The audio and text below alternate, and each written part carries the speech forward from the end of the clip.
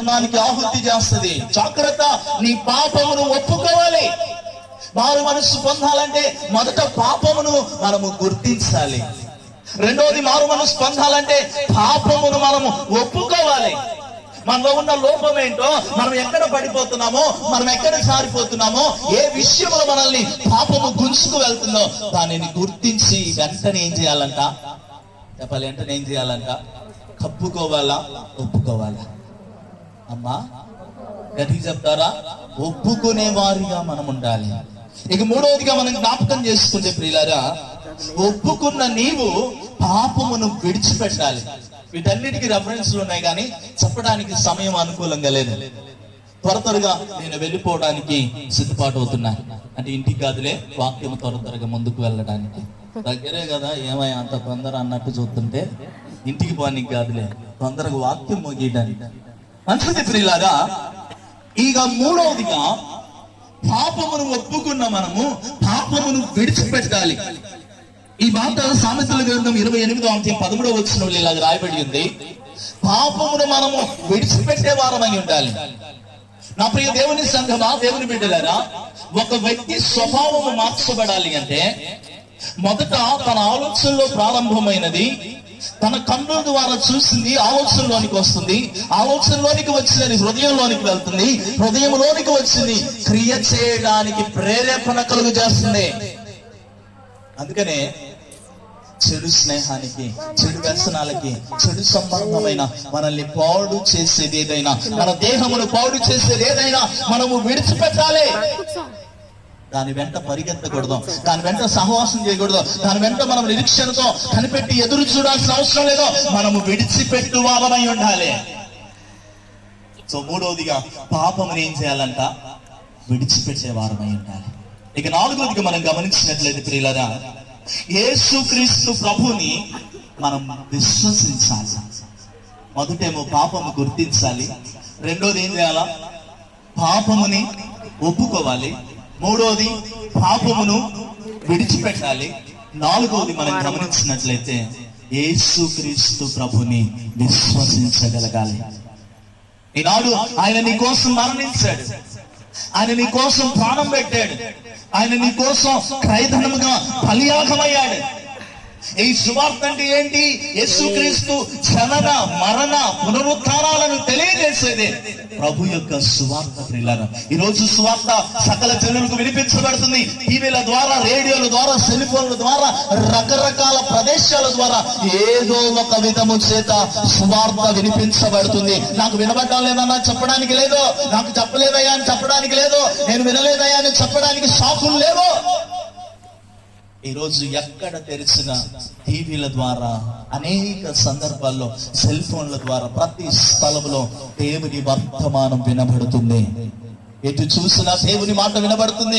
జాగ్రత్త సుమి, ఆయన త్వరలో మేఘాలుడై రాబోతున్నాడు, నీ నా క్రియల చొప్పున జీతము తీసుకొని రాబోతున్నాడు. అందుకనే యేసుక్రీస్తు ప్రభుని విశ్వసించాలి. నా ప్రభు నా కోసం ప్రాణం పెట్టాడు. నేను చేసిన అతిక్రమం నిమిత్తం, నేను చేసిన తప్పిదము నిమిత్తం, నేను చేసినటువంటి ప్రతి అతిక్రమము నిమిత్తం నా దేవుడు నా కొరకు ప్రాణం పెట్టాడని గుర్తించాలి.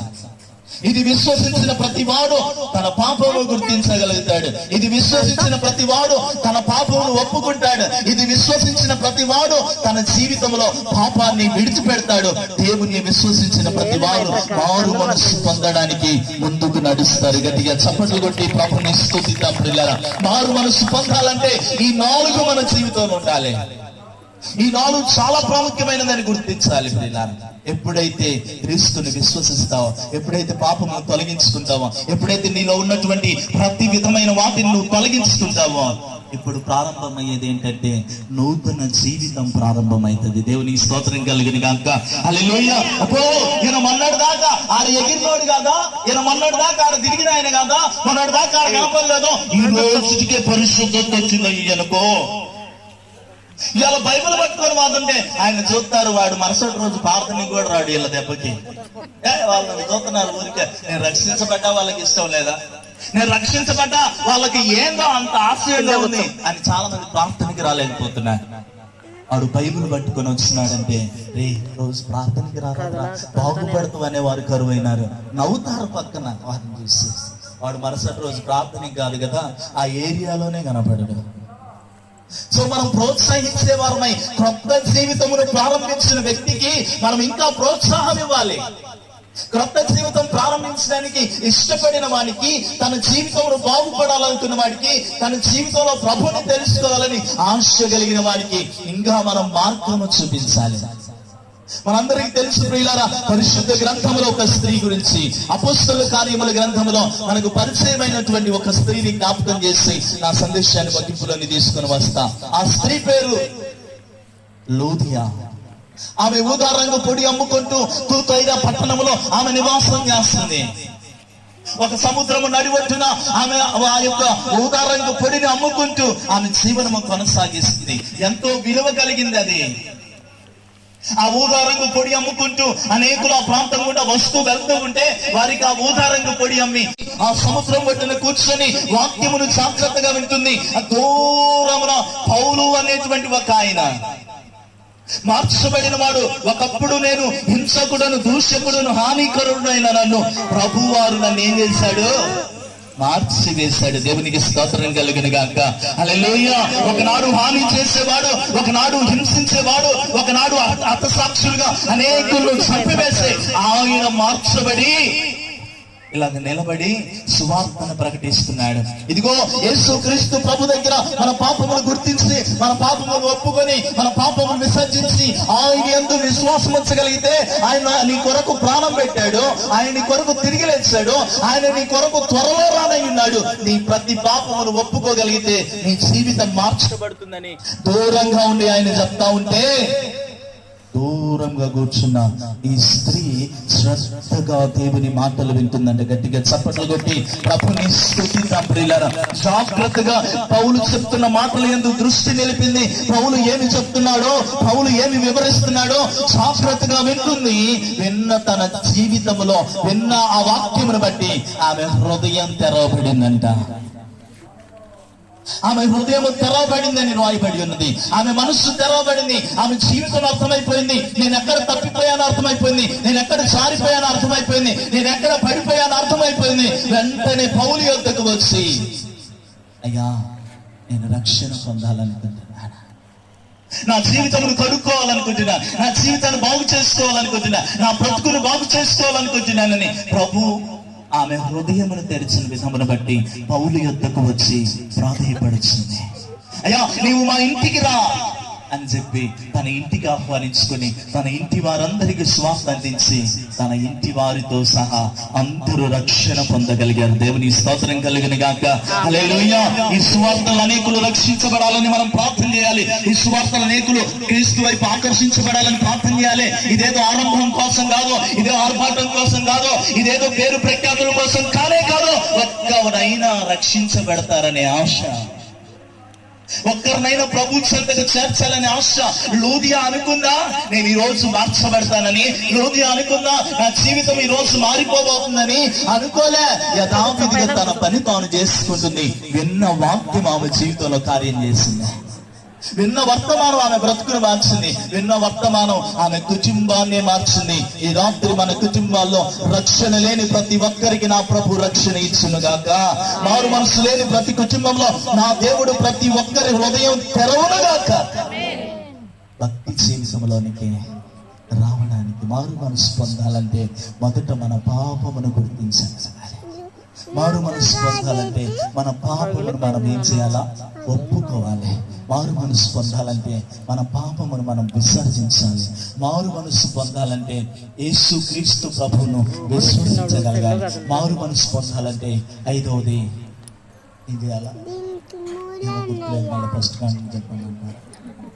ఇంతసేపు అలసి ఉపయోగం ఏముంది మీరు చెప్పకపోతే, మీకు అర్థం కాకపోతే, మీరు అర్థం చేసుకోలేకపోతే ఈ పరిచర్యలన్నీ కూడా వృధానే. సో ఐదవది ఏంటంటే నూతన జీవితం ప్రారంభించాలి.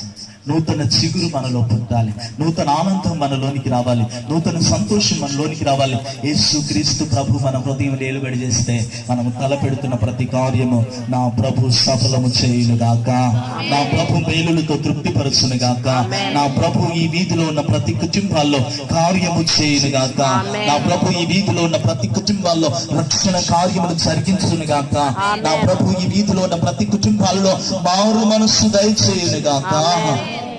నిశ్చయముగా ప్రభు కార్యం జరిగిన గాక. అటు కృప దేవుడి దినమున మనందరికి దయచేయను గాక. తలలు వంచుదాం, కళ్ళు మూసుకుందాం. ప్రభు సన్నిధానంలో మనసారా ప్రార్థన చేద్దాం. విన్న వాక్యం నీకు అర్థమైంది కదా. ఆజ్ఞ అతిక్రమమే పాపం అని దేవుని వాక్యం సెలవిస్తుంది. ఆజ్ఞను అతిక్రమించు ప్రతి వాడు కూడా దేవునికి అగిష్టమైన జీవితాన్ని జీవిస్తున్నాడు, దేవునికి వ్యతిరేకమైన జీవితాన్ని జీవిస్తున్నాడు. ఈరోజు నీ స్థితి ఎలా ఉంది? ఈరోజు నీ భక్తి జీవితం ఎలా ఉంది? అయ్యా నేను తప్పిపోయానయ్యా, అయ్యా నేను దాటిపోయానయ్యా, అయ్యా ఈ రీతిగా బ్రతకాలనుకున్నాను, ఈ రీతిగా జీవించాలనుకున్నాను, ఈ రీతిగా నీ కొరకు నైనా ముందుకు వెళ్ళాలనుకున్నాను, కానీ ఏది నేను సఫలం కాలేకపోయానయ్యా, నీకు దూరస్తునిగా ఉన్నానయ్యా, నా జీవితము బాగోలేదయ్యా, నా బ్రతుకు బాగోలేదయ్యా, ఎన్నో మార్లు పడి లేస్తూ ఉన్నాను, ఎన్నో మార్లు పాపపు క్రియల చేత బందీనైపోతున్నా, ఎన్నో మార్లు పాపపు జీవితం ఎలువై చేస్తుంది, ఎన్నో మార్లు పాపపు క్రియలు నన్ను అసహ్యంగా చేస్తున్నాయ్యా. ఈ రోజు నా జీవితం మీద అసహ్యం పడుతుంది. అయ్యో నేను ఎందుకు ఇలా బ్రతుకుతున్నాను అసహ్యం వేస్తుంది, నేను ఎందుకు ఇలా జీవిస్తున్నానని అసహ్యం వేస్తుంది, నేను ఎందుకు అల్లరితో కూడిన ఆటపాటల్లో పాలిభాగస్తులు అవుతున్నానని నా జీవితం నాకు అసహ్యం వేస్తుందయ్యా. దైవజనుడా నా కోసం ఈ రాత్రి ప్రార్థించు. నేను క్రీస్తు కొరకు బ్రతకాలనుకుంటున్నాను, నేను క్రీస్తు కొరకు లూదియవలే నా హృదయం తెరవబడాలని కోరుకుంటున్నాను, క్రీస్తు కొరకు నేను అంకిత భావంతో బ్రతకాలనుకుంటున్నాను. దైవజనుడా ఇదిగో ఈ రోజు ప్రార్థన చేయి నా కోసం, ఇదిగో నా కుటుంబం కోసం ప్రార్థన చేయి, నా బిడ్డల కోసం ప్రార్థన చేయి అని ప్రతి హృదయం తెరవబడి ప్రార్థన చేయాలి. ఈ రాత్రి ప్రభు దర్శించబోతున్నాడు, ఈ రాత్రి ప్రభు కార్యం చేయబోతున్నాడు. ఏ స్థితిలో ఇక్కడ కూర్చున్నావో, ఏ సమస్యల మధ్యలో ఇక్కడ ఈ రాత్రి ఎంతమంది ఈ రాత్రి విశ్వాసంతో ప్రార్థన చేస్తున్నారు, ఎంతమంది ఈ రాత్రి అద్భుతం కొరకు ఎదురు చూస్తున్నారు. మీ గర్భాల మీద చేపెట్టుకోండి, ప్రభు అద్భుతం చేయబోతున్నాడు. ఎంతమంది అయితే ఉద్యోగాల కోసం ఎదురు చూస్తున్నారో మీ గుండెల మీద మీ కుడి హస్తాన్ని పెట్టుకోండి. ఎంతమంది వ్యాధిగ్రస్తులై బలహీనులై ఏ అనారోగ్యం ఇక్కడ కూర్చున్నారో, నీకెక్కడ బలహీనంగా ఉందో అక్కడ చేతి పెట్టుకో.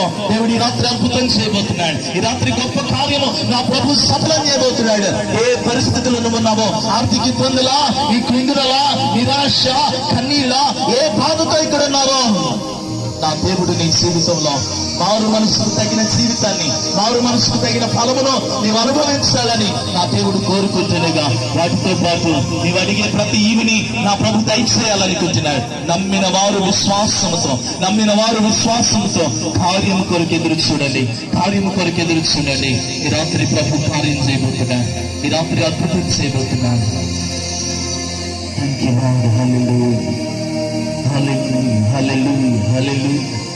సర్వశక్తిమంతుడా నీకు స్తోత్రం. ఆశ్చర్య కార్యములు చేయగలిగిన వాడా నీకు వందనం, మేలులు ఉపకారములు చేయగలిగిన వాడా నీకు స్తోత్రాలు. సర్వశక్తిమంతుడు, సర్వాధికారి, ఉపకారములు చేసిన దైవమా నీకు స్తోత్రాలయ్యా. ఈ రాత్రి నీ సన్నిధిలో నీ బిడ్డలు వాక్యం విన్నారయ్యా, నీ బిడ్డలు వాక్యం చేత కడగబడుతున్నారు, వాక్యం చేత మారు మనసు పొందాలని ఆశ, వాక్యము చేత మారు మనసు పొందాలని నిరీక్షణ, హృదయం తెరవబడాలని తపన ఈ రాత్రి ఎంతమంది కలిగి ఉన్నారు? వారందరి జీవితాల్లో మీరు అద్భుతం చేయండి ప్రభు, వారందరి జీవితాల్లో మేలులు చేయండి ప్రభు, వారందరి జీవితంలో వారి జీవితాలు కట్టండి ప్రభు, వారి జీవితాలు సరిచేయండి ప్రభు. ఈ గ్రామంలో కాదు నాయన, ఈ వీధిలో కాదు నాయన, సర్వ సృష్టికి సువార్తను ప్రకటించమన్నాం. ఇదిగో ఈ వీధిలో సువార్తను ప్రకటించాం.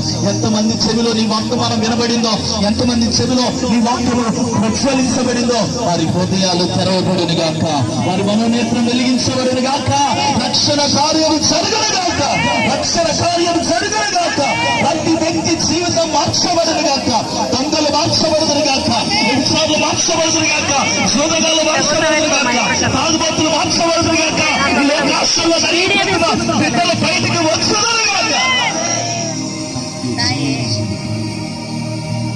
పూయబడిన ప్రతి గర్భము యేసు నామములో తెరవబడిన గాక. ఏలుబడి చేస్తున్న అప్పులు ఆర్థిక ఇబ్బందులు, ఆర్థిక సమస్యలు యేసు నామములో నా ప్రభు కార్యము చేసి వాటన్నిటిని కొట్టివేయునుగాక. కుటుంబ సమస్యలతో ఉన్న వారి జీవితంలో దేవుడు సమాధానము సంబంధమైన కార్యము చేయునుగాక. ఎంతమంది ఉద్యోగాల కోసం ప్రార్థన చేస్తున్నారు? నా ప్రభు వారి జీవితంలో రేపు ఉదయం కల్లా అద్భుత కార్యము శుభవర్తమానం వినబడునుగాక. ఎంతమంది రాకుండా ఇక్కడ శోధనలో ఉన్నారు, కన్నీటి పర్యంతమై ఉన్నారు, విడిచిపెట్టకూడని పాపముతో నింపబడి ఉన్నారు. నా దేవా, ప్రతి బిడ్డకు జవాబు పరలోకమందు నుండి వచ్చునుగాక. నూతన జీవితం ప్రారంభమవునుగాక, నూతన జీవితం ప్రారంభమవునుగాక, నూతన ఫలము వచ్చునుగాక. ఈ కాపుల బిడ్డల పక్షం నెరవేర్చండి. వీటిలో ఉన్న బిడ్డల సంఘములో ఈ ఉత్సవము ఆనందకరంగా మార్చబడును గాక. ఈ ఉత్సవంతో సంఘము లాభనెత్తబడును గాక. ఈ కాపుని స్పష్టం చేయగలవని నమ్ముతూ విశ్వసిస్తూ ఆహారం సిద్ధపరిచిన కుటుంబాలని, హస్తాలని, వడ్డించబోతున్న హస్తాలని మీరు దీవించి ఆశీర్వదించి ఈ రీతిలో ప్రతి కుటుంబాలను దీవించి ఆశీర్వదించమని నజరేయుడైన యేసు క్రీస్తు నామములో ప్రార్థించి వేడుకొంచున్నాము తండ్రి. ఆమేన్. అందరూ లేచి నిలబడదాం, పరలోక ప్రార్థన చెప్పుకుందాం. అందుకంటే ముందుగా చిన్న ప్రకటన ప్రభు సన్నిధిలో చేయడం జరుగుతుంది. కుడి వచ్చిన మీ అందరికీ కూడా ఈ వీధిలో ఉన్న ప్రతి కుటుంబం సహకరించి భోజనాలు ఏర్పాటు చేశారు, ఏర్పాటు చేశారు. వారందరికీ చప్పట్లు కొట్టి అభినందన తెలియజేద్దాం. మంచిది. వారి ప్రేరేపణ బట్టి, వారి ఆసక్తిని బట్టి ప్రభు దీవించింది గాక. సో అందరూ ప్రేమతో సమృద్ధిగా భోజనం చేసి వెళ్ళాలని దేవుని పేరిట మనవి చేస్తున్నాం. ఎవరి బిడ్డలు సహకరించి త్వరగా వారికి వడ్డించండి. సో రానున్నటువంటి గురువారము, వచ్చే గురువారము మనకి అక్కడ రాణిమాంటి వాళ్ళ బజార్లో వీధి సువార్త జరుగుతుంది. వచ్చే గురువారం కొరకు సిద్ధపడవలసిందిగా దేవుని పేరిట మనం చేస్తున్నాం. మంచిది. పరలోక ప్రార్థన చెప్పుకుందాం. పరలోకమందున్న మా తండ్రి, నీ నామం పరిశుద్ధపరచబడుగాక, నీ రాజ్యం మాకు వచ్చింది గాక, నీ చిత్తం పరలోకమందు నెరవేర్చినట్లు భూమి అందు నెరవేరుడుగాక. మాకు కావలసిన అనుదిన ఆహారం నేడు మాకు దయచేయము. మా రుణస్తులు మేము క్షమించి మా ప్రకారం మా రుణం క్షమించము. మమ్మల్ని శోధనలో నీతేగా దుష్టుని తప్పించుము. ఎందుకంటే రాజ్యము, బలము, మహిమ నిరంతరము నీవే ఉన్నావు తండ్రి. ఆమేన్. ఇప్పుడు మనం పరమ తండ్రి యెహోవా దేవుని యొక్క ప్రేమయు, తన ప్రియకుమారుడును లోకరక్షకుడునైన యేసుక్రీస్తు వారి యొక్క కృపయు, పరిశుద్ధాత్మని యొక్క అన్యోన్య సహవాసం, సమాధానం, సన్నిధి ఈ వీధిలో ఉన్న ప్రతి కుటుంబాలు సహకరించి ఏర్పాటు చేసిన భోజనాలకును, వారి తాంత్రికమైన ప్రతి కానుకకును, మరి ముఖ్యంగా చేరువచ్చిన సంఘ బిడ్డలకి, ఈ వీధిలో వర్తమానం అందించిన మీ దాసరాలు పరిచర్యలకు, సకల పరిశుద్ధులకు దేవుని కృప తోడయుండి నడిపించును గాక. ఆమేన్. ఆమేన్. మీ అందరికీ వందనాలు. దయచేసి ప్రేయర్ అయిపోయిన తర్వాత అందరికీ, వచ్చిన వారికి అందరికండి వీధి స్వార్థకు ఆ వీధి వాళ్ళందరూ కలిసి భోజనాలు అయితే మా కోసం అయితే అరేంజ్ చేశారు. ఇంకా ఆ రోజు అయితే మేము తృప్తిగా భోజనం చేసాము. వీధి స్వార్థలో చక్కటి వాక్యం కూడా అందించబడింది. ఇక్కడ మేమంతా కూర్చొని అయితే తింటున్నాము. చికెను, పెరుగు చట్నీ, గోంగూర చట్నీ అయితే చేశారు. కలర్ రైస్ చాలా సూపర్ టేస్ట్గా ఉన్నాయి. ఈ భోజనాన్ని అందించిన వారందరికీ దేవుడు ఆశీర్వాదాలు అందించాలని ప్రార్థించాము.